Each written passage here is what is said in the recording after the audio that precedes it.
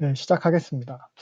고린도전서를 보는 중이잖아요. 그래서 고린도전서 구조를 다시 한번 또 기억을 해보면은 고린도전서는 크게 두 부분으로 구분할 수 있다고 했어요. 그래서 앞부분은 요 글로의 집 사람들한테 전해들은 소식들에 대한 내용이죠. 그게 6장까지 이렇게 이어지는 거고요. 그리고 그 뒷부분은 편지로 전해들은 내용이에요. 고린도의 상황에 대한 것으로 질문들이 편지에 있었던 것 같아요. 그래서 그 질문 혹은 그런 문제들에 대한 바울이 답변하는 형식으로 되어 있습니다. 그래서 지난 시간에는 요 5장부터 7장까지 내용을 본 거예요. 고린도 교회의 그런 윤리적인 문제, 교회의 그런 거룩성에 대한 내용이랑 그리고 결혼과 관련된 내용이었어요. 그래서 바울은 이런 고린도 교회 문제들에 대해서 이제 자기의 고린 전서를 통해서 해결책을 제시하는데 그 해결책을 제시하는 데 있어서의 근거가 복음이라고 했어요. 그러니까 뭐 도덕적으로 옳고 그름이라거나 뭐 실질적으로 유익이 있다거나 뭐 이런 걸 따져서 이렇게 해라 저렇게 해라 이게 아니고 복음이 그러하기 때문에 너희가 이렇게 복음에 합당하게 교회의 거룩함을 유지해야 된다 이렇게 요구하는 거예요. 그래서 니네가 치리해야 된다. 그러면서 또 성적으로 문란하면 안 된다. 뭐 이런 거. 이렇게. 결혼에 대해서도 마찬가지죠. 결혼을 하느냐 마느냐 그 결혼하는 거 마는 거 요 자체의 가치를 두는 게 아니고 그 하나님의 영광과 하나님의 뜻에 유익한 쪽으로 해야 된다. 그렇게 얘기를 하는 거죠. 그러니까 결혼을 통해서 자기 욕심을 이루는 것이거나 아니면 내가 결혼을 하지 않겠다. 금욕을 통해서 뭐 내 희생 뭐 이런 것에 가치가 있는 게 아니라는 거예요. 그리고 또 보면은 바울이 이렇게 해결책을 제시하는데 결국 성도의 모습이 어떠해야 된다라고 제시를 하는 거잖아요. 이렇게 제시하는 바탕에는 바울의 종말론적인 인식이 있었어요. 종말론적인 인식. 그러니까 종말론적인 삶에 대해서 지난 시간에 잠깐 얘기했지만 미래가 현재를 결정한다는 거예요. 미래가 현재를 결정한다. 예수님이 다시 오실 것이기 때문에 예수님께서 미래에 이제 재림, 다시 오실 것이기 때문에 우리가 현재를 그에 합당하게 살아야 된다는 거예요. 언약대로 미래에 이루실 것이기 때문에 우리가 결국 하나님 나라 백성으로 온전하여질 것이기 때문에 구원이 완성될 것이기 때문에 지금 그에 합당한 삶을 살으라는 거예요. 도덕적으로 뭐 윤리적으로 올바른 삶 이런 것뿐만 아니라 거룩한 삶을 사는 거라는 거예요. 현재의 삶을 거룩하게 살라는 거예요. 그러니까 이런 식의 개념은 사실 이제 당시 헬라적인 가르침이랑 반대되는 거거든요. 우리가 생각하는 방식에 있어서도 그래요. 사실 우리도 당연하게 상식적으로 생각하는 게 지금 내가 무언가를 노력해야지 현재에 노력해야지 미래에 보상을 받는다 이거거든요. 그러니까 뭐 신앙적으로 봐도 내가 거룩함을 유지해야지 하나님한테 더 가까이 갈 수 있다. 내가 지금 더 신앙적으로 더 나은 모습을 추구해야지 뭐 하나님 백성이 될 수 있다 이런 식이죠. 사실 우리도 이런 태도에 더 익숙할 거예요. 근데 고린도 전서를 통해서 뭐 다른 서신들을 통해서도 마찬가지고 그런 바울의 가르침, 기독교의 복음은 요것과는 좀 반대될 수 있다는 거죠. 우리가 지금 어떻게 사느냐에 따라 그 결과로서 우리의 정체성이 주어지는 게 아니고 이미 우리의 정체성은 주어졌고 궁극적으로 정체성이 실현될 것이니까 완성될 것이니까 그러니까 지금 니네 어떻게 살아야겠느냐라고 요청을 하는 거예요. 미래는 약속돼 있어요. 약속된 미래. 그 미래가 우리의 현재를 결정해주는 근거가 된다는 거예요. 그래서 우리가 믿는다면은 우리가 이 미래가 약속됐다는 걸 믿는다면 이걸로 인해서 우리가 현재를 보다 넉넉한 마음으로 살 수 있다는 거죠. 결정돼 있으니까. 감사할 수 있는 거고 여유를 가질 수 있는 거고 다른 사람을 돌아볼 수 있는 거예요. 조바심 내지 않고 막 전전긍긍하지 않고 미래에 약속된 그 모습에 부합하는 현재를 살 수 있게 된다는 거예요. 무엇보다 또 이게 겸손하게 현재를. 예를 들면은 고3 선물도 받으셨는데 고3 수험생들 얘기를 들어보면은 고3 현재는 고3인데 얘가 미래에 원하는 대학에 이미 합격이 약속되어 있다면은 합격뿐만 아니라 졸업 때까지 전액 장학금이 다 약속돼 있다면은 현재 이 고3인 아이가 마음이 어떻겠냐는 거예요. 그 아이의 행동은 또 어떻겠냐는 거예요. 조바심 내지 않을 거예요. 여유가 있을 것이고 이제 대학생활 어떻게 할지 이걸 준비하고 있을 거예요. 합격이 약속돼 있는데도 역시 대학을 가려면 공부를 해야 돼. 막 갑자기 막 학원을 더 다녀야겠어 하면 막 재수학원을 알아본다거나 합격을 했는데 과외 선생을 알아 이렇지 않다는 거죠. 그리고 또 그렇게 합격 약속된 게 내가 성적이 좋아서가 아니고 사실 뭐 예수님 때문에 합격을 한 거라면은 이게 당연히 이제 감사하는 마음이 있을 것이고 그렇기 때문에 잘난 척하지 않겠죠. 겸손할 거고 넉넉한 마음으로 돌아볼 수 있을 거예요. 이게 약속된 미래를 통해 현재의 모습이 결정된다는 말이에요. 이게 종말론적인 삶이에요. 이게 우리한테 요구되어지는 모습이에요. 믿는다면은. 믿으니까 이걸. 그러니까 우리가 뭘 믿는지, 이걸 믿고 있는지, 혹은 다른 걸 믿고 있는지 생각해 봐야겠습니다. 네. 그래서 지난 시간에 봤던 참고적으로 요 5장, 6장, 7장 여기서 내용에서 공통적으로 등장하는 게 성적인 거예요. 음행에 대한 얘기가 있었어요. 그래서 음행은 자신의 몸에 죄를 짓는 것이라고 했고 이게 결국 하나님께 죄를 짓는 거라고 했어요. 그래서 여기서 음행이라는 것은 성적으로 문란한 거라고 했죠. 그래서 결혼관계 밖에서의 성관계를 얘기해요. 사실 뭐 간통죄도 폐지된 시점이죠. 한참 전에 폐지됐죠. 그래서 세상은 그렇게 각각 개인의 자유를 강조해가지고 간통죄도 없어지고 뭐 이랬지만 근데 우리는 하나님 백성의 가치에 대해서 하나님 백성됨에 대해서 되새겨봐야 될 것 같습니다. 이게 그래서 교회의 거룩함에 대해서 그리고 또한 내게 주어진 그 자유의 의미에 대해서도 생각을 해봐야 될 것 같아요. 오늘은 이어서 8장부터 보도록 하겠습니다.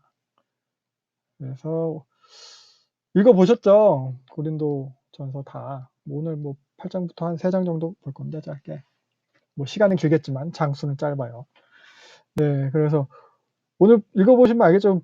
본문에 익숙한 구절들이 좀 있어요. 우리한테 잘 알려져 있는 구절들이. 많이 사용되는 구절들, 우리가 그런 게 좀 등장을 하는데, 근데 읽어보면서 과연 본문에서의 그 의미가 우리가 사용하는 그 의미랑 부합하는지 이런 걸 좀 생각해 볼 수 있는 시간이 되면 좋겠어요. 우리는 그 구절을 어떻게 사용하는지, 그렇게 사용해도 되는지, 그런 거.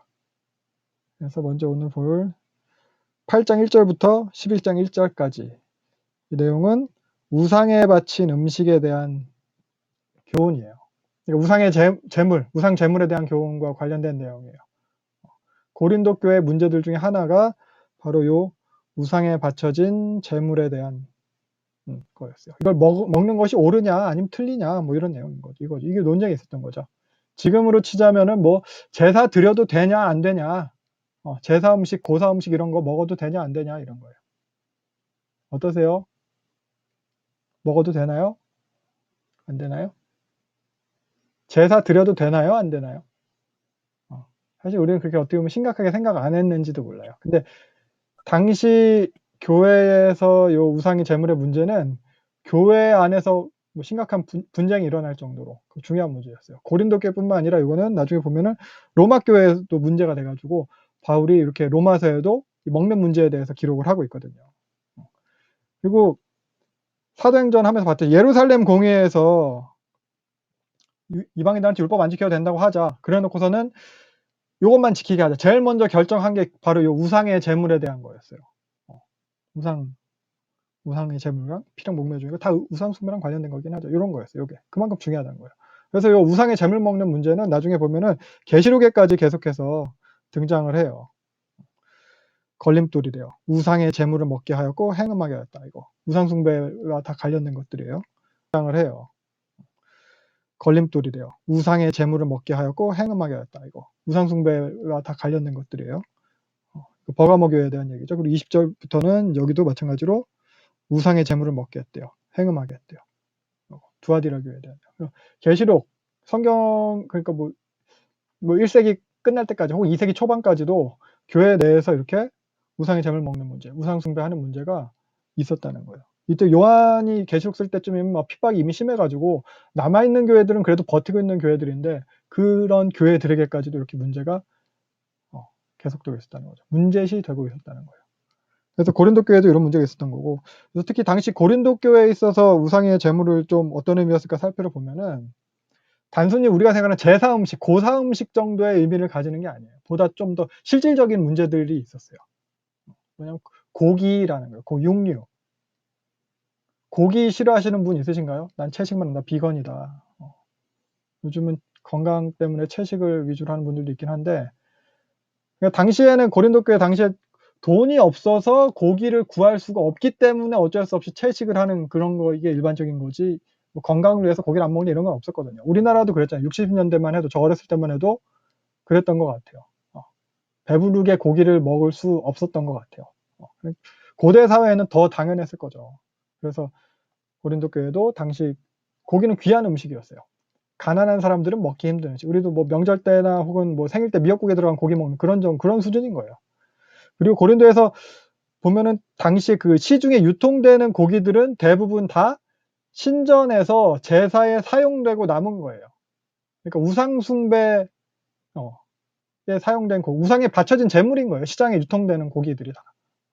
사실 고린도뿐만이 아니고 고대에 있어서 그 짐승의 도살은 다 제사랑 관련이 있었어요.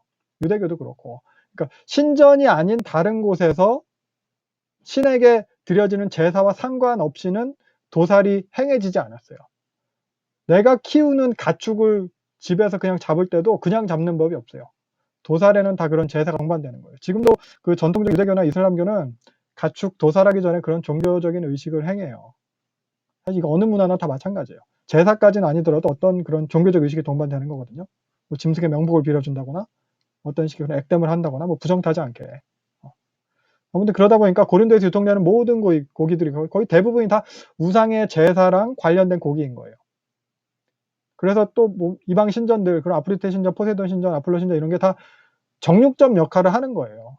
고기 잡는 정육점 역할도 하고 또 연회장 역할도 하는 거예요. 거기 실제로 그런 연회 장소 방들이 다 구분돼서 공간이 마련돼 있어요. 그러니까 지금으로 치면은 그 당시 신전은 뭐 정육식당 뭐 이런 걸 수도 있겠어요.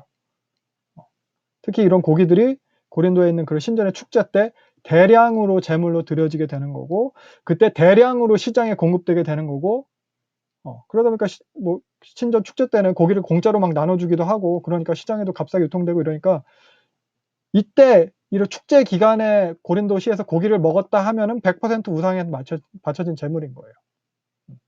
이런 상황이에요. 그러니까 그러면 고기를 먹어도 될까요? 안 될까요? 요때만 피해서 고기를 뭐 먹을 수도 있겠죠. 내가 키워서 그냥 아니 난 그런 거 없어 하고 내가 잡아서 먹어도 되겠죠.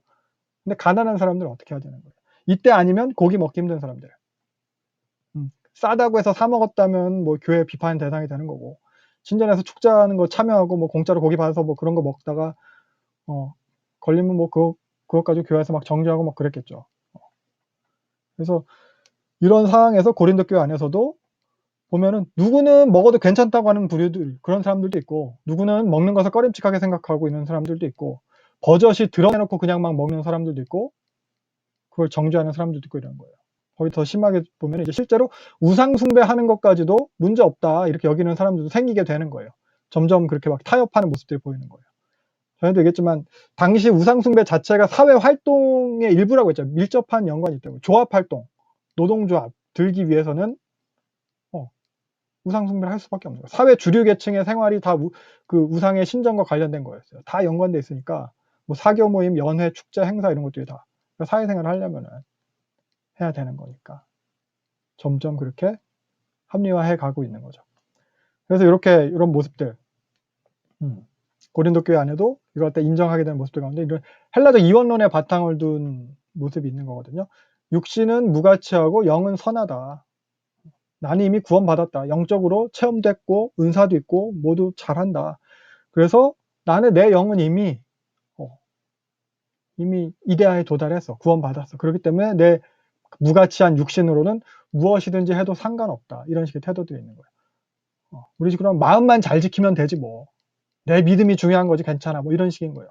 결국 이러한 태도들이 나중에 가면 자기 욕심을 합리화하는 수단으로 사용되는 것이고, 하고 싶은 거 다 하고 뭐 고기도 다 먹고 그게 우상의 제물이든 말든 그러면서 지내게 되다 보니까 이게 이제 고린도 교회 안에서 논쟁이 생기게 되는 거예요. 그래서 바울에게 편지를 쓴 거예요. 편지를 통해서 물어보는 거예요. 이런 상황을.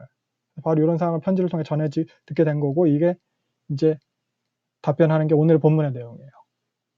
그래서 8장 보면은 우상에 바친 재물에 대한 교훈이에요. 이게 사실 이제 11장 1절까지 요 큰 주제로 이어져 가는 거거든요. 요걸 통해서 이제 8장을 이제 또 이야기하는 건데, 그래서 8장에서는 결론부터 얘기하면 사랑이 중요하다고 이야기를 해요. 그래서 8장 1절부터 보면은 우리가 다 지식이 있대요. 지식이 있대요. 여기서 이 지식은 요 4절의 지식을 말하는 거예요. 우상의 재물에 먹는 요것의 지식. 그러니까 하나님만 진짜 신이고 다른 것들은 아무것도 아니다. 그러니까 우상의 재물 먹는 것도 아무것도 아니다. 자유하다는 거예요. 이게 고린도 교회 소위 지식을 가졌다는, 강자라는, 내가 좀 뛰어나다는, 스스로 이렇게 영적으로 뛰어나다고 생각하는 그런 사람들의 주장인 거예요. 뭐 틀린 말 아니죠. 맞죠? 맞아요. 근데 1절 보면은 바울이 바로 이어서 얘기해요. 지식은 교만하게 한다. 여기서 교만하다는 거는 우쭐하게 한다는 거예요. 원어적으로 보면 공기가 가득 차서 막 부풀어 오른 그런 상태. 그러니까 지식이 있으므로 내가 이런 깨달음이 있기 때문에 마치 자기가 무언가 된 것처럼 그렇게 군다는 거예요. 그런 지식으로 인해서 자기가 교만해진다는 거예요. 근데 사랑은 덕을 세운다. 그래서 자신이 무엇을 안다고 생각하는 것, 스스로 자격 있다고 그렇게 차별화하는 사람은 2절 정작 알아야 될 것을 알지 못하는 거래요. 그리고 3절 그러나 누구든지 하나님을 사랑하면 하나님도 그 사람을 알아주신다. 이렇게 얘기합니다. 그러니까 바울이 시작부터 어떤 지식, 무엇을 그렇게 아는 것, 이런 것보다 중요한 거는 사랑이라고 이야기를 하는 거예요. 사실 보면 원래 요 1절에서 바로 요 4절, 우상의 재물에 대하여는 다 지식, 이 지식, 우상에 대한 지식, 4절로 바로 연결이 돼야 되는 게 맞아요. 근데 그 내용 사이에 바울이 급하게 너네 빠뜨리기 싫은 거예요. 요걸 갖다가. 바울이 하고 싶은 말이 이건 거예요. 지식이 아니라 사랑이다. 이거. 그래서 그런 영적인 지식과 깨달음보다 중요한 것이 있다고 얘기하는 거예요. 너희가 지식을 중요하게 여기지만 그러한 지식이 있고 없음이 하나님 앞에서 인정받는 게 아니다. 그래서 지식보다 중요한 게 사랑이라는 것. 요것을 바탕으로 해서 이후 11장 1절까지 답변을 갖다가 시작을 하게 됩니다. 그래서 다시 1절에 말한 그 우상에 대한 문제 4절 보면은 우상의 재물을 먹는 일에 대하여는 이런 식으로 무엇에 대하여는 이라는 어구로 시작해서 이제 문제에 대한 해답을 제시한다고 했어요. 고린도전서에서 보면은. 그래서 바울이 여기에서는 이제 이 문제, 우상의 재물을 먹는 그것에 있어서 우상은 아무것도 아니다. 이렇게 일단 얘기는 하고 있어요. 그러니까 신이라고 불리는 게 많이 있긴 하는데 진짜 신은 하나님 한 분이다. 모든 만물을 다 하나님 창조하셨다. 우리도 하나님에 있고 모든 만물이 그리스도로 인해 존재하고 우리도 그렇다. 6절. 이게 기독교의 신앙 고백이죠. 그러니까 우상은 아무것도 아니다. 이렇게 얘기해요. 바울이 예전에 아테네에서도 이런 식으로 이야기를 했었어요. 아테네에서도 보면은 이렇게 금이나 은이나 뭐 이렇게 돌이나 뭐 새긴 거 이런 건 신이 아니다. 이런 거 얘기했었고 진짜 신은 하나님밖에 없다는 거죠. 여기서도. 그리고 에베소에서도 이런 식의 가르침을 했었잖아요. 그래가지고 에베소에서 소동이 일어났었잖아요. 그러니까 바울이 일단 이런 그 고린도 교회의 강자들, 지식인들, 영적으로라고 스스로 말하는 사람들의 의견에 동의하는 것처럼 보여요. 근데 7절. 그러나 이 지식을 모두 다 아는 게 아니래요.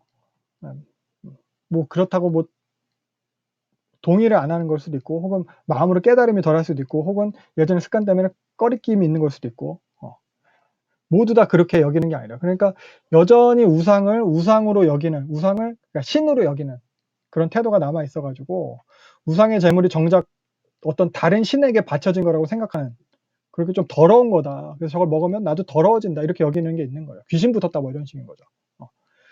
그러니까 그걸 갖다 딴 사람이 먹는 걸 막 본다거나 혹은 내가 뭐 부지불식간에 먹게 된다거나 그런 경우에는 이게 뭐가 잘못된 것으로 여기게 되는 저건 신앙의 수준이 낮은 거야. 뭐 이렇게 여기든지 내가 뭐 큰 잘못을 해서 이렇게 여기든지 그런 사람들이 있대요. 근데 8절 그러나 사실은 다시 얘기하죠. 음식이 하나님 앞에서 우리를 드러내 주는 게 아니다. 우리를 증명해 준다거나 추천해 준다거나 그런 가산점이 아니라는 거예요. 먹는다고 해서 더 잘못되는 것도 없고 음식을 안 먹는다고 해서 더 뭔가 이롭다거나 그렇게 되는 것도 없다는 거예요. 먹어도 그만 안 먹어도 그만이다. 먹고 안 먹는 것은 중요한 게 아니다. 니네 자유다 이런 얘기예요. 근데 9절 그런 너희의 자유가 니네가 그렇게 자유가 있지만 이런 너희의 자유가 믿음이 약한 자들을 넘어뜨리는 것 되지 않게 조심해라. 그러니까 여전히 우상에 대해서 그런 거리낌이 있는 사람들, 그런 사람들이 혹은 오해하지 않게, 잘못 생각하지 않게, 그런 빌미를 제공하지 않게 조심하라는 거예요. 실제 잘못이 아니더라도 그렇게 조심하라는 거예요. 그래서 10절 보면은 네가 그렇게 우상이 아무것도 아니라는 그런 지식이 있어서 이건 아무것도 아니지 하면서 이방신전에 앉아서 고기를 먹고 있는 것, 뭐 조합 행사에 뭐 참여하거나 뭐 그런 걸 수 있겠죠. 그런 걸 누가 보면은 지식이 있는 너는 그렇게 아무것도 아니라고 생각해서 먹지만 이런 지식이 없는 사람들은 그걸 그냥 보고 다른 신은 섬겨도 되는구나. 하나님 믿어도 우상 숭배하는구나. 하나님도 여러 신 중에 하나니까 나는 이 신도 믿고 저 신도 믿고 다 필요할 때 그렇게 하는 거구나. 뭐 힌두교처럼 필요할 때 뭐 신 많을수록 좋은 거죠. 뭐 이 신 저 신 다 여러 신한테 부탁하면 되니까 뭐 이렇게 여기게 되지 않겠냐는 거예요. 그러니까 나는 우상 숭배의 의미로 고기를 먹은 게 아닌데 나를 보는 다른 사람은 우상 숭배해도 되는 것으로 여기고 우상 숭배해도 되니까 우상이 좀 먹어도 되는구나 이렇게 한다는 거예요. 그래서 11절 너는 그렇게 우상은 아무것도 아니라는 지식이 있어서 그렇게 행했지만 그런 너로 인해서 그런 믿음의 약한 자는 다 멸망한다라는 거예요. 너의 지식 때문에 네가 안다고 행한 그것 때문에 예수께서 구원하시려고 대신 죽으신 그 형제가 멸망한다는 거예요. 네가 멸망하게 했다는 거예요. 그래서 12절 이렇게 믿음이 약한 형제를 넘어지게 하는 것이 곧 예수님께 죄를 짓는 것이다. 예수님 복음서에서 이런 표현 하셨어요. 지극히 작은 자에게 하지 않은 것이 나에게 하지 않은 거다. 작은 자 중 하나를 실족하게 하면 여기 실족 같은 단어 쓰였어요. 연자맷들이 그 목에 달려서 깊은 바다에 던져지는 게 낫다. 그래서 13절 바울은 얘기하는 거예요. 만일 음식이 내 형제를 넘어지게 한다면 나는 영원히 고기를 먹지 않겠다. 바울이 이렇게 얘기해요. 예수님께 죄를 짓는 것이니까. 예수님께서 그 형제를 위해서 죽으셨으니까. 우상에게 바쳐진 고기는 먹지 않겠다 이렇게 얘기한 게 아니에요. 아예 고기 자체를 안 먹겠다 이런 거예요. 시장에서 산 거든 그냥 집에서 잡은 거든 이렇게 자신의 그런 자유의 권리를 포기하겠다 이렇게 얘기를 하는 거죠. 우리 시대에는 이게 뭐 크게 어떻게 뭐 고기 다 정육점에 사 먹고 그러니까 뭐 사실 뭐 고사떡 이런 거 안 먹어도 먹을 게 엄청 많고 뭐 하니까 그런 거 크게 뭐 부담되지 않고 사회생활 하는데 그런 거 할 수도 있고 또 안 하는 추세도 많고 해서 괜찮기도 할 텐데 우리한테 적용을 좀 찾아보자면은 성도로서 그러니까 이게 절대적인 가치는 아닌데 혹은 우리 구원과는 크게 상관없는 건데 성도로서 그런 외부에서 보기에 거리끼는 것처럼 보일 수 있는 것들이 있어요. 그런 게 뭐 여러 가지가 있죠. 대표적인 뭐 한국 교회에서는 술 담배였죠. 전통적으로. 그러니까 이게 사실 안 믿는 사람들에게는 술 담배 하는 것이 어떻게 보일지 이런 것도 우리가 또 생각해 볼 수 있는 것이고 저도 예전에 보면은 회식 때 자주 듣던 질문이 그런 거였어요. 교회 다니는 사람이 술 담배 해도 되냐? 왜 교회 다니는 사람인데 술을 먹냐? 뭐 이런 얘기들. 그런 얘기들. 그러니까 그 사람들 믿지 않는 사람들 입장에서도 교회 다니는 사람들의 어떤 그런 기대되는 모습 중에 그런 게 있는 거거든요. 그것도 믿는 사람들이 보기에도 이 부분 어떨지 생각을 해봐야 될 것 같아요. 그러니까 예전에도 저도 청년 때, 대학 때 보면은 제가 다니다 보면은 호프집 안에 우리 집사님들 앉아 계시고 뭐 장로님들 계시고 저 친구들이랑 술집 들어갔다가 장로님 마주쳤는데 장로님이 계산 대신 해주시고 뭐 이런 경우도 있기도 했거든요. 그러면은 아무것도 모르던 전 군대도 가기 전이었으니까 그런 애들은 내가 술집 출입한 게 합리화되는 거예요. 그러니까 어린 친구들이 보기 어떻게 장로님 집사님들 술 먹고 있으면 교회 새 가족이 어떻겠어요. 저도 구역장 하면서 그런 얘기 들었거든요. 교회에서 자주 보이는 집사님이 맨날 자기 집 앞에 밑에 있는 와서 술집에 술 메이트 같이 드시더라 뭐 이런 거 뭐 그런 얘기 들으면 제가 참 난감해. 어떻게 대답을 해줘야 될지 모르겠어요. 그런 거. 아무튼 이런 비슷한 것 같아요. 제가 그래서 술을 안 먹어요. 제가 술을 못 마시고 싫어해서 안 먹는 게 아니고 사실 담배도 그래서 끊었어요. 9절 요것 때문에 너희의 자유가 믿음이 약한 자들을 걸려 넘어지게 하는 것이 되지 않도록 조심해라. 이렇게 요것 때문에 여기서 넘어지게 한다는 게 그들을 뭐 실망하게 한다거나 그들이 뭐 좌절을 하게 한다거나 상처가 되게 한다거나 이 정도가 아니고 제대로 믿지 못하게 하는 거예요. 복음을 오해하게 한다는 거예요. 그들이 올바로 믿는 것을 방해한다는 거예요. 그래서 사실 할 거면은 믿는 사람 티를 내지 말아야 돼요. 내가 믿는다고 항상 이렇게 좀 직장에서 다 아니까 그러면서도 제가 올바르지 않은 행동을 하면 어떻게 되겠어요? 오해하겠죠, 그 사람들. 그러니까 아무도 모르게 그냥 숨어서 하든지. 바울 같으면은 영원히 하지 않겠다고 하고 있습니다. 네. 그래서 먹어도 되는 건데 그 지식을 모두에게 일일이 세세히 다 알려줘라라고 바울이 얘기하잖아요. 네가 알고 있는 지식 너만 알지 말고 다 알려주고 다 같이 먹어라 이렇게 얘기하는 게 아니에요. 그들을 기다려주라는 거예요. 먹어도 되지만 그래서 안 먹는 거예요. 지식이 아니라 사랑이라. 네 지식이 맞는데 옳은데 그렇다고 해서 그걸 모두에게 다 강요하고 가르치고 하게 하라는 게 아니에요. 바울도 그럴 자유가 없어서 못하는 게 아니에요. 바울은 그런 자유를 함부로 사용하지 않겠다라고 얘기하는 거예요. 계속해서 이 자유에 관한 이야기가 이어집니다. 9장 보면은 바울이 이제 자신의 본을 들어서 이야기하는 거예요. 자기가 그런 권리 행사를 하지 않은 모범, 자기가 권리가 있는데 그렇게 하지 않았다 이거죠. 그래서 1절부터 보면은 바울이 얘기해요. 자기가 자유민이래요. 자신에게도 그런 권리가 있다는 것을 주장하는 거예요. 특히 여기서는 바울의 사도적 권리에 대한 예를 들고 있습니다. 그러니까 바울 사도권은 사실 늘 공격당하던 부분이었거든요. 바울 가르침이 좀 급진적이다 보니까 마음에 안 드는 부분이 있으면은 그냥 그 가르침을 받아들이고 싶지 않아서 그 가르침의 권위를 깎아내리기 위해서 바울의 사도권을 공격하는 거예요. 유대인들이 계속 한 이유도 그거죠. 바울 가르침이 마음에 안 드니까 그 사도권을 공격하는 거예요. 바울 걔 원래 사도도 아니다. 그러니까 그런 사도도 아닌 바울의 가르침을 다 따를 필요가 없다. 이런 거 몇 가지만 맞다. 뭐 이런 거죠. 바울의 가르침은 그러니까 잘못됐다. 그런 식으로 자기들 마음대로 복음을 타협하고 변질시키고 막 그랬어요. 그래서 특히 바울은 당시에 그런 사도들의 혹은 그런 당시에 그런 유명한 선생들의 그런 행태랑은 다른 행보를 취했거든요. 그렇기 때문에 더 그런 공격을 당하는 거예요. 지가 사도가 아니니까 캥기는 게 있어서 저렇게 지내는 거다. 저렇게 지내는 꼴을 보니까 사도가 아닐 거다. 그러니까 돈을 많이 안 받았어요. 돈을 안 받았죠. 당시 유명한 선생들은 돈을 많이 받았고 돌아다니는 사도들도 다 생활비를 갖다가 교회에서 받아 쓰면서 생활했고 유명한 랍비들은 뭐 랍비들이라기보다는 랍비들은 돈 안 받고 가르치는 랍비들도 있었다고 해요. 근데 유명한 헬라 선생들, 특히 고린도에 있었던 그런 운명가들은 비싼 수강료를 받았고 수강료 비싸게 받은 게 자신의 가치를 갖다 그 선생의 위대함을 갖다 증명해 주는 거거든요. 지금도 그렇잖아요. 어디 가면 이제 강연료 비싼 강사란 공짜 강사가 있다면은 당연히 비싼 강사가 더 훌륭한 강사라고 생각하겠죠. 근데 바울은 돈을 하나도 안 받았잖아요. 그리고 자기 손으로 일해서 먹고 살 거를 갖다가 벌었어요. 손으로 일했어요. 헬라 사람들이 천하게 여기는 거예요. 손으로 일하는 노동은. 노예들이나 하는 거예요. 그러니까 천막 짓는 일 했잖아요. 지금으로 치면 사실 천막이 막노동이에요. 건축일 하는 거예요. 막노동. 뭐 기술이 있으니까 한 목수, 미장 정도라고 표현할 수도 있겠어요. 근데 아무튼 뭐 비교가 되는 거예요. 당시 유명한 그런 소피스트들 웅변가들이랑은.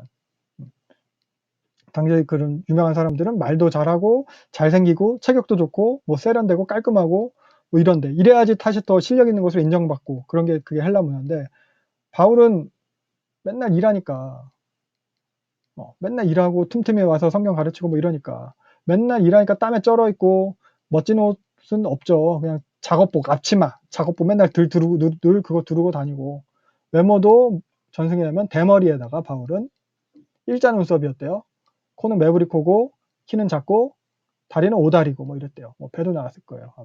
그러니까 말도 잘 못하고 재미도 없고 뭐 이랬다는 거죠. 바울 스스로도 자기가 언변에는 능숙하지 못하다고 하고 있고 나중에 사도행전 보면은 유두고가 바울의 설교를 듣다가 졸다가 떨어져 죽잖아요. 졸다가 떨어져 죽을 정도로 말을 재미없게 하는 거예요, 바울이. 그러니까 고린도에 아볼로파가 생기는 거예요, 아볼로. 아볼로는 말을 잘하거든요. 알렉산드리아 출신으로. 펀치라고, 잘생기고, 말 잘하고. 그러니까 아볼로파가 생기는 거고. 그러니까 뭐 고린도에 개바파 이런 것도 생기는 거고. 교회 내에서도 그냥 내가 교회 내에서도 내가 바울보다 더 잘났다. 이런 사람들까지 생기게 되는 거예요. 내가 더 영적이다. 내가 더 잘하는 것 같아. 이렇게. 이런 식으로 고린도 교회에서 바울의 이렇게 사도권에 대한 공격이랑 논쟁이 있었어요. 그래서 여기서 바울이 이런 자신의 사도권의 예를 들어서 설명을 하는 거예요. 변호하면서 설명을 하는 거예요. 그렇게 자유와 권리에 대한 사용에 대해서. 그래서 1절 보면은 먼저 자기는 사도가 맞대요. 나는 사도가 맞다 이 얘기를 하는 거예요. 내가 예수님을 봤다. 그리고 내가 사도로서 행한 결과가 니네다. 그러니까 내가 사도됨의 증거가 니네라는 거예요. 그래서 2절 다른 사람은 몰라도 너희들한테는 내가 사도가 맞다. 내가 사도가 아니면 니네가 교회가 아니지. 니네가 교회가 맞는데 그럼 내가 사도지 이런 거예요. 3절 그런데도 나의 사도됨을 공격하는 사람들한테 내가 이제 변호를 하겠다. 이렇게 변호를 한다. 왜 내가 다른 사도나 다른 선생들이나 그렇게 그들처럼 행하지 않는지를. 그래서 4절부터 보면은 나도 다 권리가 있다 이 얘기를 하는 거예요. 먹고 마실 권리도 있고 아내를 데리고 다닐 권리도 있고 일 안 할 권리도 있다는 거예요. 그러니까 사도직을 행함으로 인해서 그것에 대한 보상으로서 자기 생활을 보장받을 권리가 있다는 거예요. 일 안 하고 먹고 살고 가족도 돌볼 권리가 있다는 거예요. 지금의 사역자들이 함부로 일 안 한다고 제가 표현하긴 그렇지만 그렇게 사례비를 받고 생활할 수 있게 해주는 그런 권리가 있다는 거예요. 그러면서 7절 몇 가지 예를 들죠. 3가지. 군인들도 자기 돈 들여서 군복무 안 한다. 농부나 목동이 자기가 기른 것에서 양식을 얻는 게 당연한 거다. 그리고 8절. 율법에서도 이걸 명령을 하고 있대요. 이거는 이제 신명기 말씀을 인용하는 거예요. 곡식선원소에게 망을 씌우지 마라. 이게 단순히 동물에 대한 노동 착취 뭐 이런 거, 동물 학대하지 마라. 요 정도의 명령이 아니고 우리를 위해서 기록된 말씀이에요. 일하는 사람이 그 삭슬 받는 게 당연하다는 거예요. 그 보상에 대한 기대를 가지고 일을 한다라는 주장을 하는 거예요. 그리고 나중에 바울은 디모데한테도 디모데 전서에서 이렇게 이야기를 하고 있습니다. 말씀을 가르치는 자들한테 네가 잘해줘야 된다. 일꾼이 삭슬받는 것이 마땅하다. 그러니까 돈을 받는 게 마땅하다는 거예요. 그 권리가 있다는 거예요. 그러면서 11절 우리가 너에게 영적인 것으로 일했는데 물질적인 보상을 거두는 것이 지나친 일이냐. 우리도 당연히 이런 권리를 가졌다는 거예요.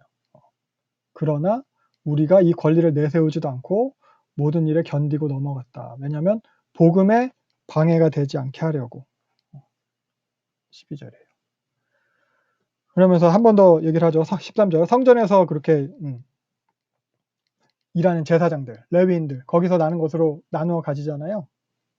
화목제물 같이 먹죠. 그리고 또 속죄제도 대속제를 드리는 거 말고 다른 속죄제물은 제사장들이 가져다가 이제 먹거든요. 그런 것들. 뭐 소제는 뭐 항상 다 같이 먹는 거고 그런 것처럼 성전에서 나는 것을 나눠가는 것처럼 복음을 전하는 자들도 요 복음을 살아가라고 예수님께서 말씀하셨다.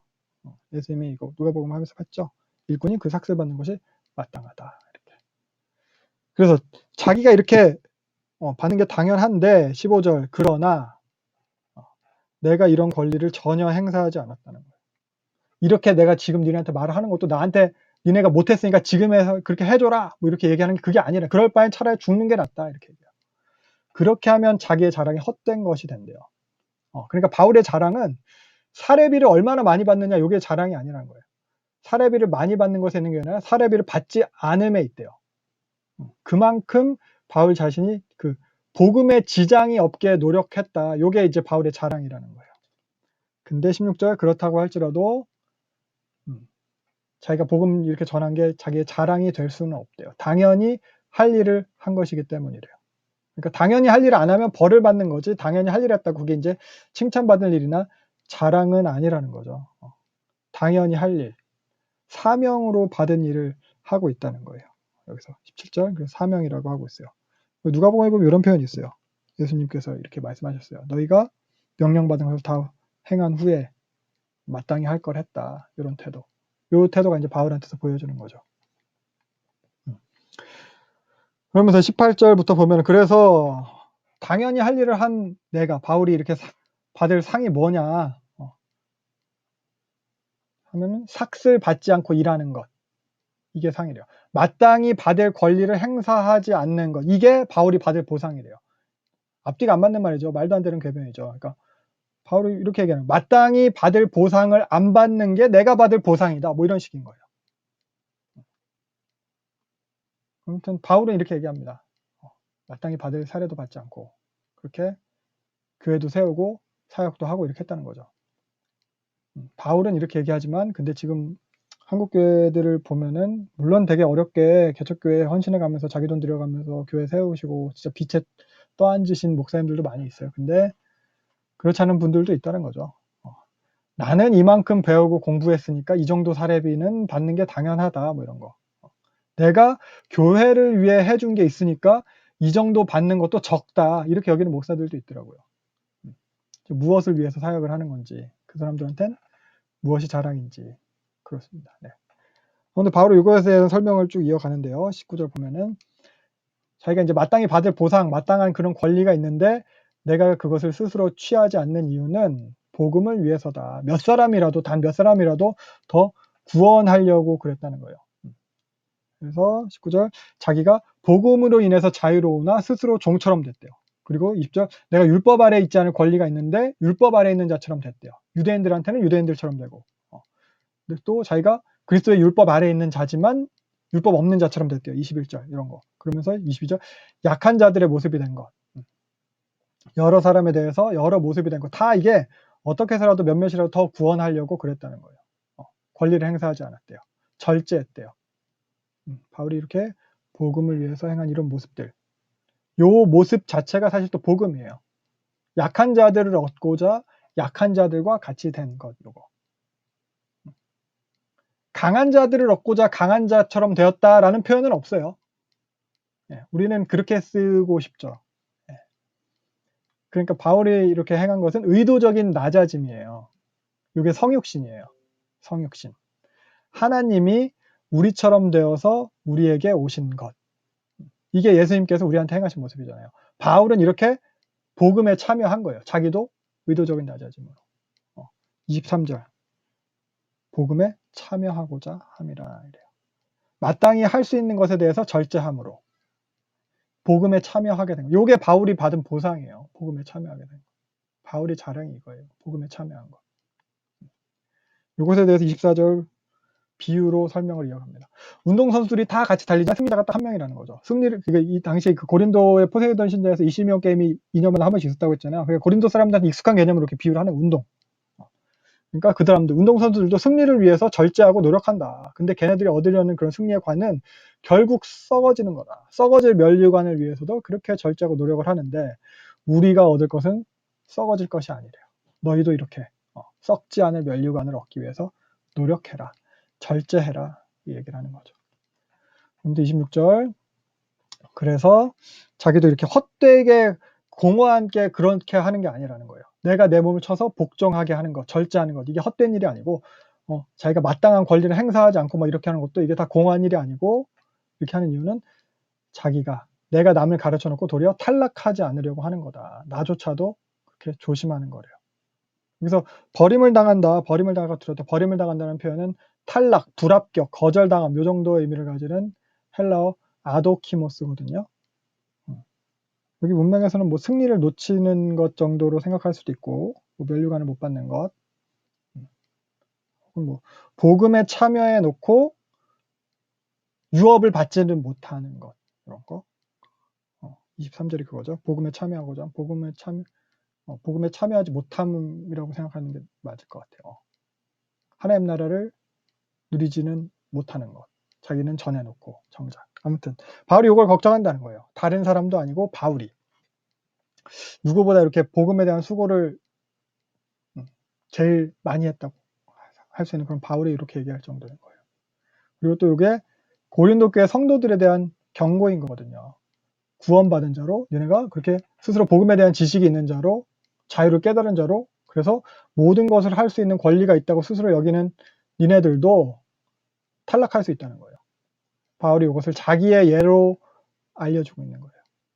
니네들이 이런 점은 꼭 알았으면 좋겠다. 이어지는 10장이 이 내용이에요. 8장, 9장, 10장, 11장, 1절까지 우상에 바친 제물이라는 큰 틀 안에서 이야기한다고 했어요. 특히 이 10장은 그 자유의 사용에 대해서 이야기하거든요. 과거 이스라엘의 예를 들어서 경고하는 내용이에요. 아까 말했듯이 1절 보면은 니네들이 이런 점은 꼭 알았으면 좋겠다 얘기하면서 과거 조상들, 출애굽 이스라엘에 대한 내용이에요. 그때 이스라엘이 출애굽 홍해를 가르고 나왔잖아요. 몇 가지 재앙을 다 봤잖아요, 눈으로. 엄청난 경험을 한 거거든요. 기적과 이사 속에서 구원받아서 출애굽을 했어요. 그리고 출애굽 이후에도 구름기둥, 불기둥 막 하늘에서 막 불이 내려와서 제단을 태우고 막 성막에 연기가 가득하고 이런 거 엄청난 체험들이 계속 됐거든요. 그러니까 출애굽한 그 세대들은 지금 고린도 교회는 니네들보다 영적인 체험들을 훨씬 더 많이 했다. 기적들 속에서 살았다. 구름 안에서 보호받고 바다를 가르고 가운데를 막 지나다니고 그 위대한 모세의 인도를 받았고 하나님의 목소리도 막 직접 듣고 막 이랬다 그런 거예요. 구름과 바다 속에 세례를 받았다. 그리고 모두 다 한 가지로 신령한 음식을 먹고 신령한 음료를 마셨다. 매일같이 만나를 먹고 매일까. 그러니까 바울이 이렇게 표현한 것들 중에서는 또 의도적으로 세례와 성찬의 이미지를 사용하려고 한 게 있어요. 바다와 구름에서 세례를 받았죠. 그리고 또 하나에서 비롯된 다 같은 음식과 음료를 나누어 먹었대요. 성찬에 대한 거예요. 그러니까 뭐냐면 이게 과거 출애굽 이스라엘을 교회로 상징화해서 표현하는 거예요. 모형론이거든요. 그래서 이 출애굽한 그 세대들에 대해서도 그리스도랑 연관시키고 있어요. 그들한테 생명을 준 근원이 그리스도라는 거예요. 한 반석으로부터. 그 반석은 곧 그리스도라. 그들을 따르는 요 따르는이라는 표현은 유대인들의 성경 해석, 성경에 대한 그 당시 출애굽의 모습에 대한 인식을 반영하는 거거든요. 미드라시에 보면은 그 사람들이 자신의 조상들이 이제 출애굽해가지고 광야에 돌아다닐 때 반석이 그들을 따라다녔다라고 그 사람 유대인들을 여겼어요. 그 반석이 따라다녔고 그 반석을 통해서 물을 마셨다 이렇게 그런 개념을 바울이 여기서 좀 반영해 사용하고 있는 거라고 보세요. 아무튼 그래서 그들을 그리스도랑 연관시키 그 반석이 그리스도라는 거예요. 계속 함께한 그리스도. 그들한테 생명을 준 근원이 그리스도라는 거예요. 그렇게 교회라는 거죠. 근데 그 출애굽한 그 백성들, 그 사람들이 이렇게 교회일지라도 그리스도로부터 먹고 마셨을지라도 세례 성찬에 이렇게 참여했을지라도 근데 5절 뭐예요? 다수, 대부분이 다 광야에서 멸망당했어요. 출애굽 1세대는 기억나시죠? 여호수아랑 갈렙을 제외하고 다 광야에서 죽어요. 모세도 아론도 다 죽어요. 그래서 민수기 26장 65절 보면은 반드시 광야에서 죽으리라. 여분네 아들 갈렙, 눈의 아들 여호수아에는 한 사람도 남지 아니었다. 이렇게 얘기하고 있어요. 다 광야에서 죽어요. 구원은 받았어요. 출애굽 구원은 받았어요. 근데 그 유업은 누리지 못해요. 가나안에 들어가지 못했어요. 그러니까 니네들도 이런 사실을 알아야 한다는 거예요. 그래서 앞장에서 바울 자신조차도 탈락하지 않기 위해서 스스로 절제한다는 거예요. 그래서 6절 이러한 과거의 예는 우리한테 본보기가 되어서 경고가 되는 거다. 우리로 그들처럼 악을 즐겨하지 않도록. 그러니까 그들이 행했던 악이 무엇일까? 과거 조상들이 출애굽한 그 구원받은 그 교회로 표현됐던 그 이스라엘 백성들이 행했던 악. 그래서 7절부터 보면은 바로 나와요. 우상숭배하지 마라. 우상숭배에 대해서 경고해요. 그들이 행했던 악. 근데 우상숭배에 대해서 경고하는데 그러면서 인용한 구절들은 우리가 좀 생각을 해보면은 사실 요거 자체가 다른 이방신을 섬기는 우상숭배 라고 하기는 좀 어려울 수도 있을 것 같아요. 보면은 여기서 바로 7절 보죠. 백성이 앉아서 먹고 마시면 일어나서 뛰논다. 이 표현. 이게 이제 출애굽기에 나온 본문인데 출애굽기 32장 6절 요 표현이거든요. 백성들이 앉아서 먹고 마시면 일어나서 뛰놀다. 요 표현이에요. 요 표현. 그러니까 이게 이방신 섬기는 모습 그 본문이 아니에요. 백성의 방종함에 대한 표현이에요. 5절에서 확인할 수 있는 것은 아론이 얘기했어요. 대제사장 아론이 얘기하죠. 여호와의 축제날이다. 여호와의 축제날에 대한 모습이에요. 그러니까 근데 여기서 바울은 얘기하죠. 이거 우상숭배하지 마라.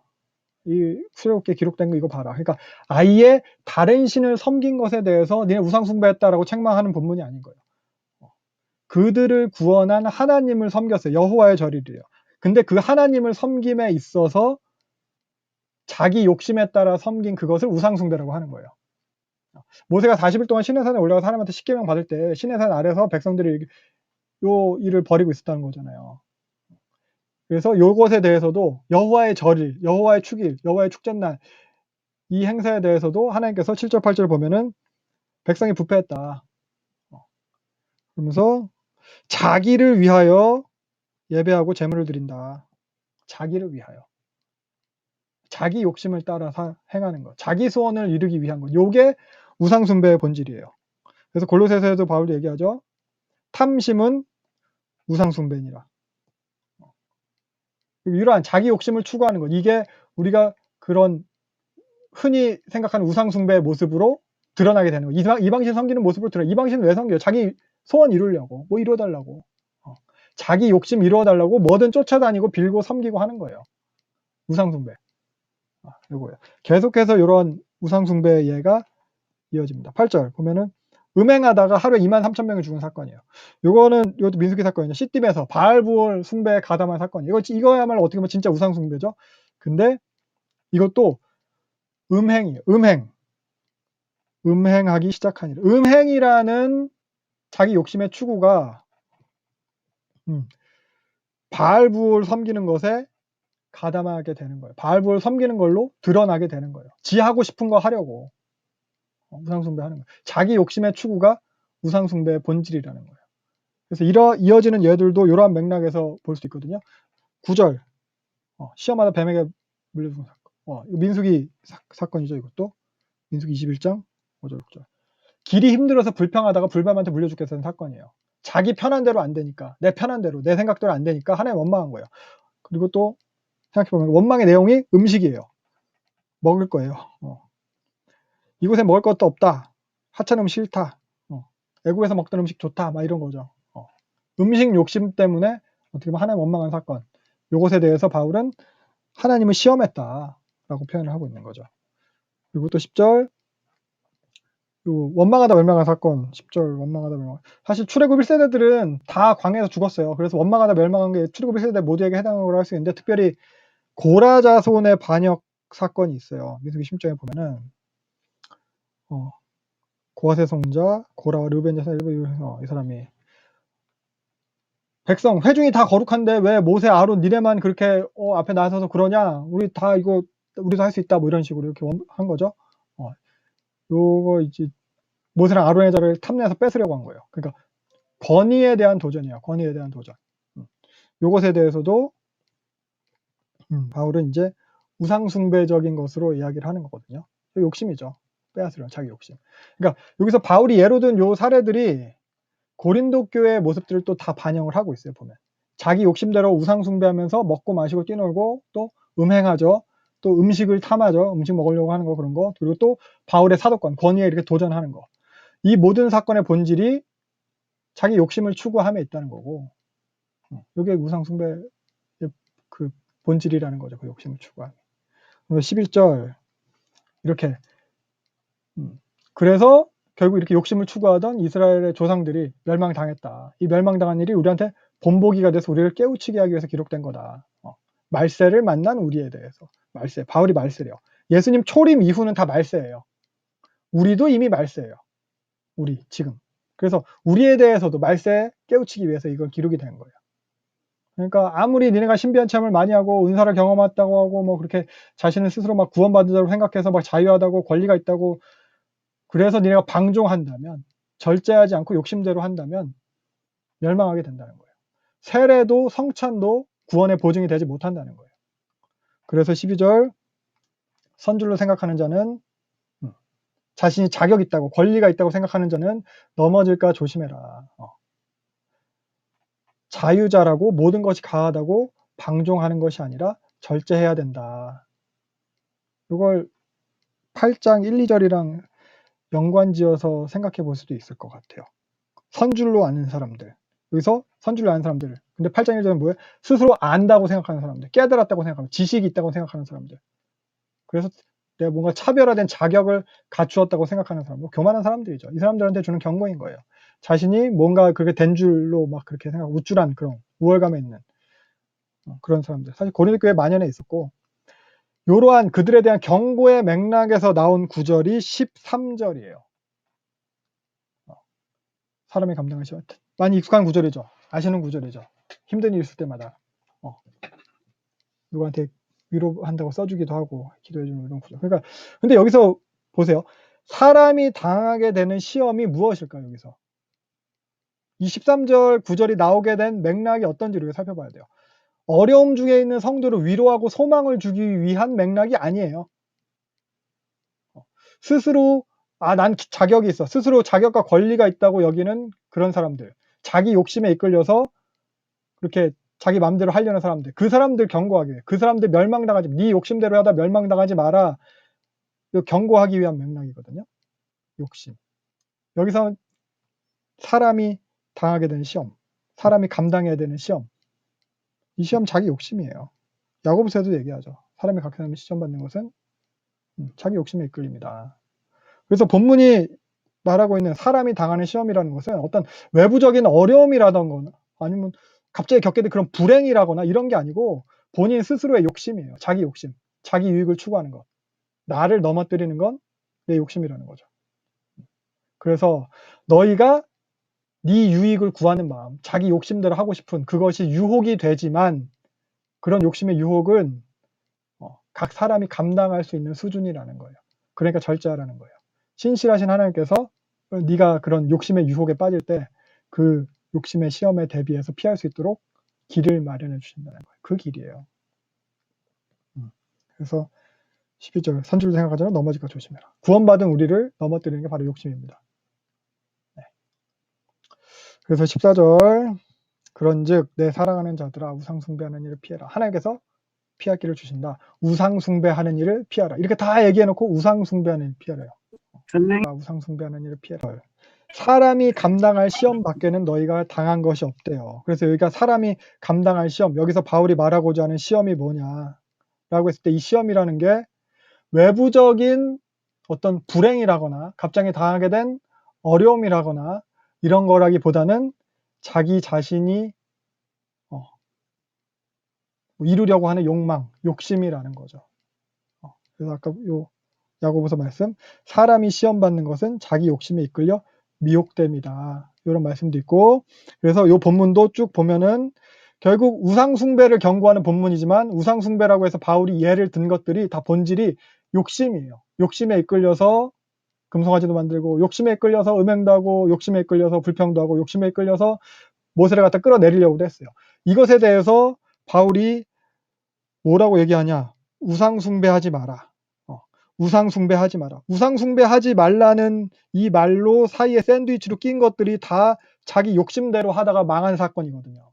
그래서 이 맥락에서 사람이 감당해야 되는 시험, 선줄로 앉아 넘어질까 조심해라. 넘어지지 않도록 감당해야 될 이 시험도 외부에서 극심한 고난이 와가지고 사람을 넘어뜨리는 게 아니고 자기 욕심이 넘어뜨린다는 거죠.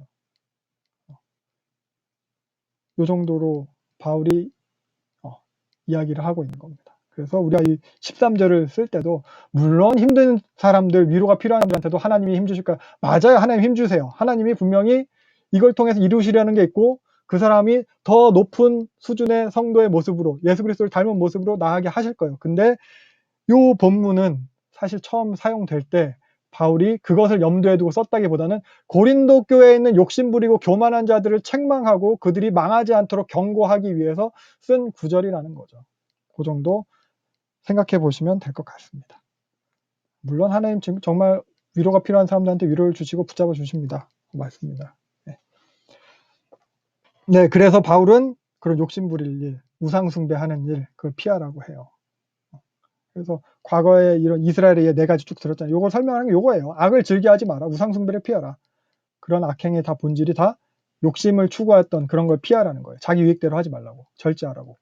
방종하지 말라고. 그래서 이어서 이런 우상숭배에 대한 또 다른 측면에 대한 얘기예요. 영적인 측면에 대한 거예요. 이번에는.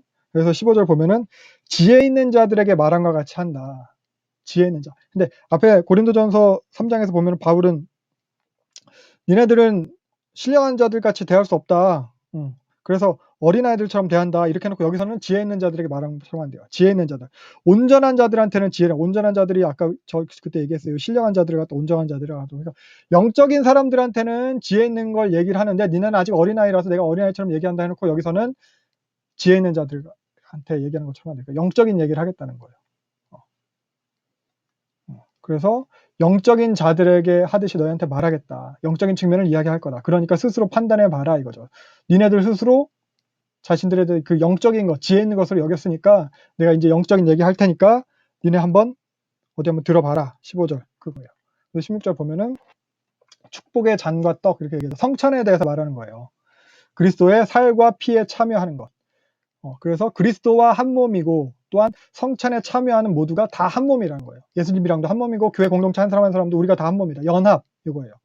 그래서 요 성찬은 하나 되면 연합이 되게 사실 제일 중요한 거거든요. 성찬에서. 그래서 성찬 떡은 원래 한 반죽 덩이로 만드는 게 원칙이에요.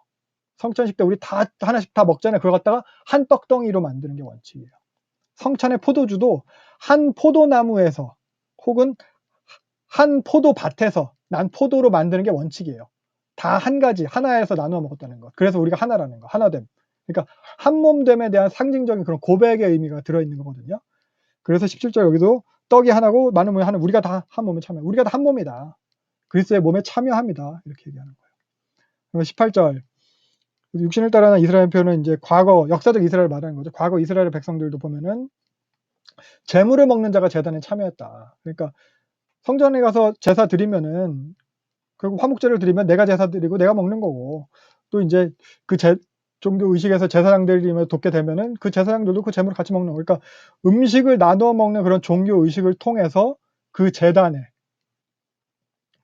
그리고 하나님과의 식탁 교제라고 생각했거든. 하나님한테 바치고 또 그것을 먹는 것. 그러니까 하나님을 같이 먹는 거예요. 태워서 바치는 거는 하나님께서 잡수시는 거고 남은 거 내가 먹는 거는 또 내가 먹는 거니까 하나님이랑 나랑 그 짐승을 같이 잡아서 같이 먹는 거예요. 이런 개념. 그래서 여기서 참여한다는 것. 한떡에 참여함이래. 17절. 참여한다는 것. 헬러 코이노노스로 코이노노스예요. 코이노노스가 쓰였어요. 코이노노스. 이게 코이노니아의 어원이에요. 그러니까 함께함, 무엇에 속함, 우정을 나눔 이런 거. 그러니까 우리가 코이노니아 하면 교회 안에서의 성도의 교제를 말하잖아요. 그러니까 즉 이렇게 음식을 나누어 먹는 것으로 교회 한몸됨 이걸 이룬다는 거예요. 하나됨, 연합을 말하는 거예요.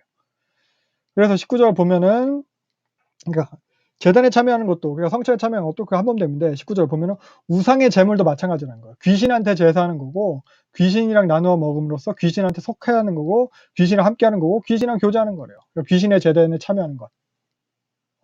이게 이제 결국 귀신과 한 몸을 고백한다는 그런 의미라는 거죠. 그게 20절의 얘기예요. 이게 이제 결국 네, 그래서 21절. 그래서 주의 성찬을 먹고 예수 그리스도 한 몸 되고 또 귀신의 음식을 먹을 수가 없다. 그러니까 하나님이랑 귀신이랑 한 상에서 먹고 마시는 이런 거 안 된다는 거예요. 주와 한 몸을 이루면서 또 귀신을 한 몸을 이룰 수 없다는 거예요. 하나님 화나게 하는 일이라는 거예요. 그러면서 여기 우리가 주보다 강한 자냐 22절 이렇게 나는데 강한 자냐 뭐 능력인 자 이건데 결국 이게 잔치를 베푸는 자 이런 의미가 또 들어가 있는 거거든요. 하나님께서 더 우리보다 강하시고 능력인 자이기 때문에 우리가 하나님의 잔치에 참여. 그러니까 식탁을 베풀고 초청하는 거는 우리가 아니라 하나님이라는 거예요. 하나님 우리보다 강한 자, 능력인 자라는 거예요. 하나님 초청하는 자, 오너라는 거예요. 그래서 하나님이 잔치를 베풀고 초청했는데 우리가 거기를 뭐 귀신을 같이 데리고 와서 먹을 수 없다는 거죠. 혹은 우리가 잔치를 베풀고 하나님도 초대하고 귀신도 초대하고 같이 먹고 이런 게 아니라는 거예요. 그 얘기를 하는 거예요. 그리고 이어서 오늘 본문의 결론 부분으로 들어가게 됩니다. 23절부터. 모든 것이 다 허용된다고 해서 모든 것이 다 유익한 게 아니다. 해도 된다고 해서 그게 다 덕스러운 게 아니다. 이거 앞에 고린도전서 6장에서도 인용했던 거예요. 모든 것이 다 유익한 것이 아니고 모든 것이 유익한 것이 아니기 때문에 나는 그런 나를 얽매이는 것을 하지 않겠다. 이거 바울이 음행에 대해서 경고하면서 이렇게 얘기를 한 거죠. 모든 것을 내가 다 할 수 있지만 유익하지 않은 것, 나를 얽매이는 것 이런 거 하면 안 된다는 의미로 여기서도 그런 의미로 얘기하는 비슷한 의미인 거예요. 허용된다고 해서 유익한 게 아니고 허용된다고 해서 그게 다 덕이 되는 것, 교회를 세우는 것 이런 게 아니라는 거죠. 네가 옳지만 교회를 세우지는 못한다. 그러니까 24절 자기 유익을 따라 하지 말고 남의 유익을 구해라. 자기 욕심 추구하지 말라는 거죠. 우상숭배하지 말라는 거. 이게 결론이에요. 내 욕심을 추구하는 게 아니고 다른 사람 생각하라는 것. 배려하라는 것. 그래서 절제하라는 것. 요것에 대한 적용으로 이제 고린도 교회에서 적용돼야 되는 부분이죠. 결론은 요거였고 그래서 니네 이렇게 적용하면 된대. 25절부터. 시장에서 파는 고기는 그냥 따지지 말고 먹어라. 왜냐면은 10편 24편 인용이거든요. 모든 것이 하나님 것이니까. 마찬가지로 불신자의 집에 가서 27절 들어가서 먹을 때에도 그냥 먹어라. 근데 누가 우상의 제물을 알려주거든 28절. 그 사람을 위해서 먹지 마라. 다른 사람을 배려하라는 거예요. 그 사람을 위해서 먹지 말라는 거예요. 그래서 29절 말하죠.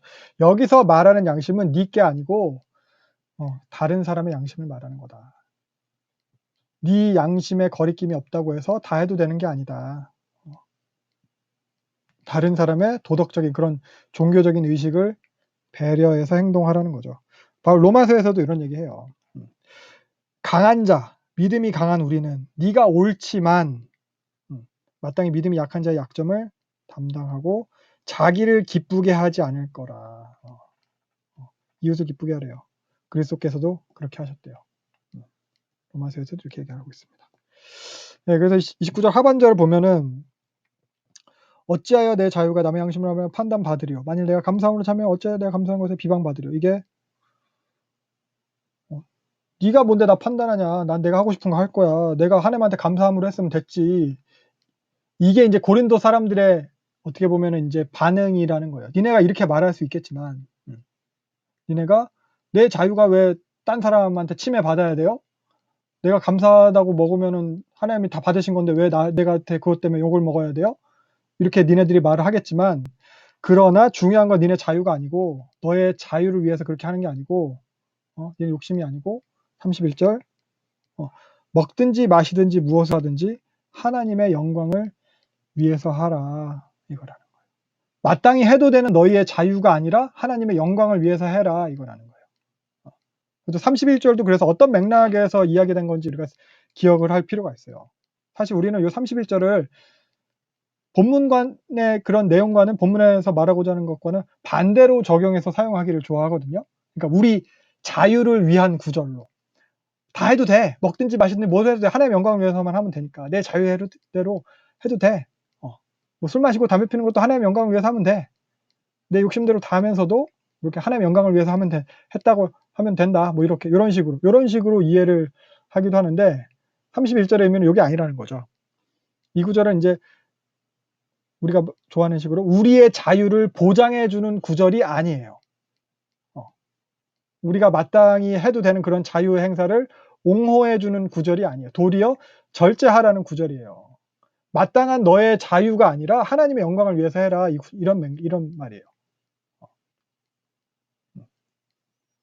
그리고 본문의 맥락을 통해서 알 수 있는 그 하나님의 영광을 위한다는 것은 다른 사람의 유익을 구하는 거예요. 자신의 유익을 구하지 않고 다른 사람의 유익을 구하는 것. 이게 하나님의 영광을 위해서 행하는 거래요. 그래서 또 이처럼 이제 바울이 또 이야기를 합니다. 자기가 이제 자기 유익을 구하지 않고 모든 사람과 모든 일에 대해서 유대인이든 헬라이든 교회든 걸림돌이 되지 않으려고 그렇게 쓰는 이유가 33절 그들로 구원을 받게 하려 함이다. 이래요. 그러니까 하나님의 영광을 위해서 그런 거죠. 소리문답 1문 이거죠. 사람의 주된 목적도 하나님 영어롭게 하는 것 그거죠. 그래서 오늘 본 본문도 계속 뭐 권리를 포기하는 것, 절제하는 것, 뭐 자유를 함부로 하지 않는 것, 배려하는 것, 뭐 이런 거 얘기인데 원리는 다 똑같아요. 다르지 않아요. 하나님 사랑, 이웃 사랑이에요. 8장 시작하면서 강조된 것도 이거였어요. 사랑은 덕을 세우나니 하나님을 사랑하는 것. 하나님 사랑, 이웃 사랑이에요. 그래서 8장 시작하면서도 하나님 사랑, 이웃 사랑이 강조되는 거고 10장 끝나면서도 하나님 사랑, 이웃 사랑이 강조되고 있는 거예요. 하나님 사랑, 이웃 사랑이 감싸고 있는 거예요. 네.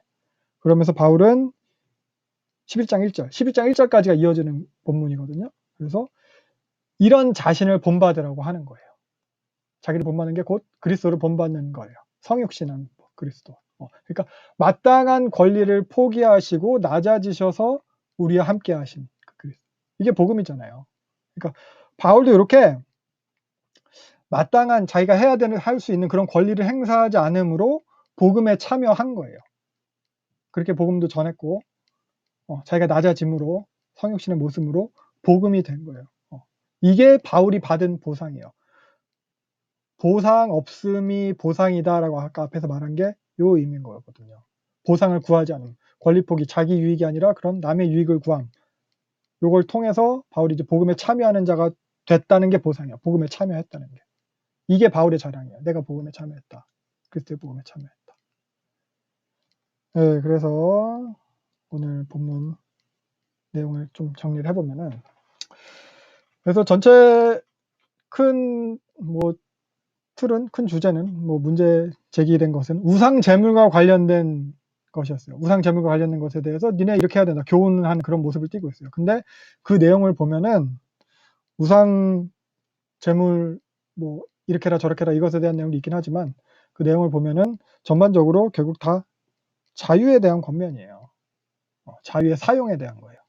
마땅한 내 자유지만 내 자유를 그런 나의 유익이나 나의 욕심을 위해서 마음대로 사용하지 말라는 거예요. 자유를 남을 배려해라. 아이고. 배려해라. 그리고 절제해라. 요거죠. 남의 유익을 구하라는 거예요.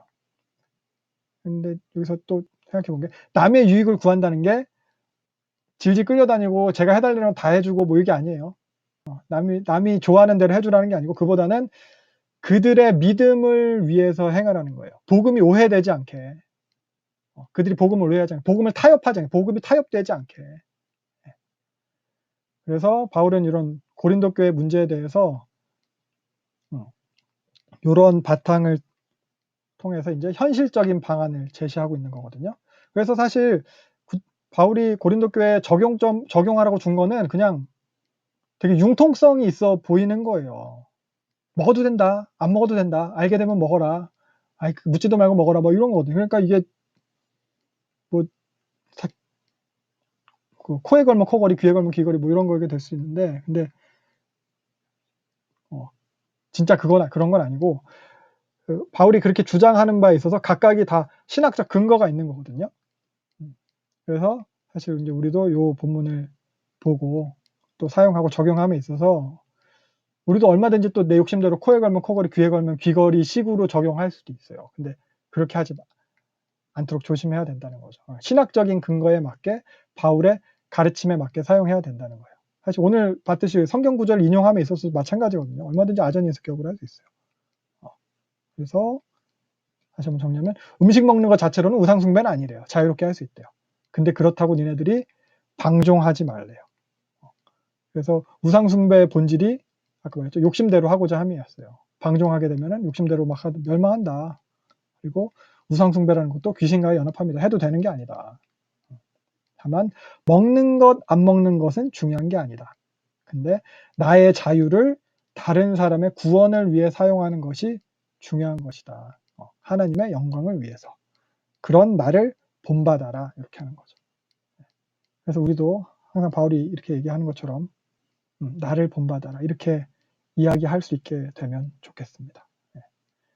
당연하게 여기는 그런 나의 권리랑 자유에 대해서 우리가 다시 되돌아볼 수 있었으면 좋겠습니다. 9장 29절에서 그래서 바울이 이렇게 얘기하죠. 내 몸을 쳐서 복종하게 한다. 그런 거. 네. 오늘은 이 정도로 마무리하면 될 것 같아요. 복종하게 한다.